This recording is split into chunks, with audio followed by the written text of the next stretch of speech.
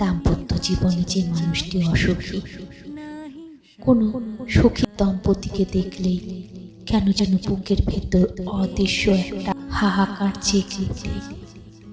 কেননা তাদের মনেও তো একদিন স্বপ্ন ছিল, একটা শান্ত ভালোবাসায় মোড়ানো সংসার হবে, যেখানে ঝড় উঠলেও মন মানসিকতার উষ্ণতায় সব মিটে যাবে, যেখানে অভাব থাকতে পারে কিন্তু অশান্তি থাকবে না, ভালোবাসা কম হতে পারে কিন্তু যত্নের ঘাটতি থাকবে না। কিন্তু জীবনের নির্মম বাস্তবতা হলো, সব স্বপ্ন সবার জীবনে ঠিক মতো ফুটে ওঠার সুযোগ পায় না।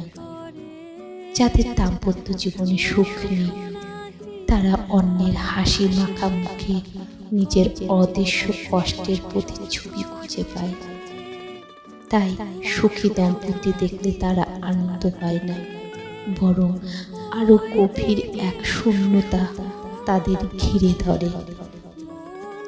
অসুখী মানুষগুলো আসলে খুব নরম, খুব রোমান্টিক প্রকৃতির হয়। তাদের মনে ভালোবাসা বিশাল একটা সাগর থাকে, কেবল কেউ সেটা অনুভব করুক, কেউ সেটা সামলাক, এটা তারা চায়। অথচ তাদের জীবন সঙ্গী হয় অনেক সময় উদাসীন, রুক্ষ কিংবা যত্নহীন স্বভাবে। ফলে দিন দিন সম্পর্ক হয়ে যায় একঘেয়ে, আর তারা বৈবাহিক ডিপ্রেশনের অন্ধকারে ধীরে ধীরে হারিয়ে যেতে থাকে।